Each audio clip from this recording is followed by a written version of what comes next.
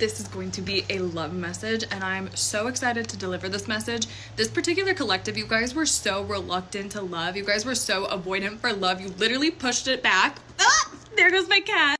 You literally pushed it back. You pushed it away for yourself. And I think you finally started to realize what you were doing, and that love exists all around us, that love should be around us, that we are love, that we are light. And there's finally this acceptance. It's a reluctance to an acceptance. And because of that, I feel like love is on the horizon for a lot of this collective. I feel like it's finally time, okay? And a lot of you guys may have not realized that subconsciously you were holding a little bit of a mindset that wasn't allowing you to move forward in love. But whatever it was, subconscious, conscious, both, you've worked through it so that now there is no limiting belief. There is no limiting standard. You can let love in romantically, platonically, familially. Like, you guys, Wheel of Fortune, as soon as I split the deck, you're literally switching how things are. I feel like for a long time, you might have felt unlovable. You might have felt like nobody did love you. You might have not understood. You might have, for a lot of you guys, the Emperor in the reversal and the King of Cups.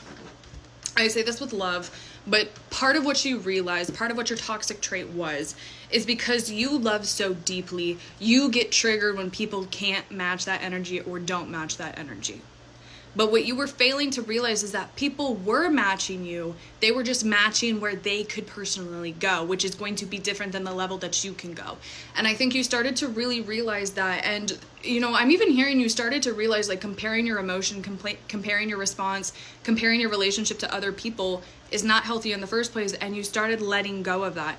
But you started to realize that it's less of how you can't show up in the same identical way. You can't be the same identical person. Otherwise, it would be such a boring relationship. So instead of getting annoyed, instead of getting triggered, instead of having a little bit of a narcissistic complex of like, oh, I'm the best, everything, like I want someone exactly like me, you really did start to realize it is again about matching them where they are at and realizing that people can love in the same ways, or in the same amounts rather, in the same frequencies. It might just show up in different ways.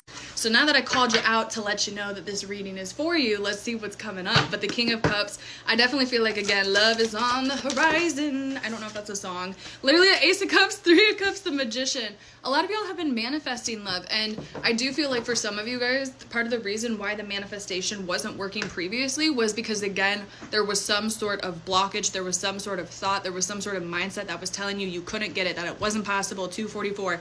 But I'm telling you, Ace of Cups and Three of Cups, there is such a cause for celebration incoming, okay? You're gonna feel loved in so many different areas. I really want to exemplify the fact that this is going to be in platonic, romantic, familial. Like I said at the beginning, I feel like you've really started to open and expand yourself in so many different ways.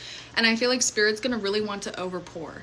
Okay, I feel like some of you guys, I'm seeing a lot of happy tears. I'm seeing a lot of like hugs, a lot of just kind of maybe like emotional, like I love you texts, maybe emotional, just ramblings in person.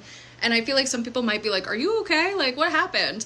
But what really is going on is you're really starting to allow your heart to expand, to flow, okay? It's like, I don't know what, now I'm seeing like the Grinch when his heart grew and expanded. It's kind of like that, but it's, you didn't, I don't want to use that comparison just because I don't want y'all to think that you were the Grinch in the first place. But some of y'all were a little bit more pessimistic and you did force your heart to be closed off. You did force yourself to go into solitude because you were already like assuming you were going to get rejected. You were already assuming the relationship wasn't going to work out. You were already assuming you were going to love deeper than the other person could love you. And so instead of actually trying and figuring it out, you just assumed. And the Spirit's really saying, even though your intuition is pretty spot on, you can't hold that to people. You have to allow people to prove themselves. And I think with the Magician, again, is like, now that we've released that, we can call it in.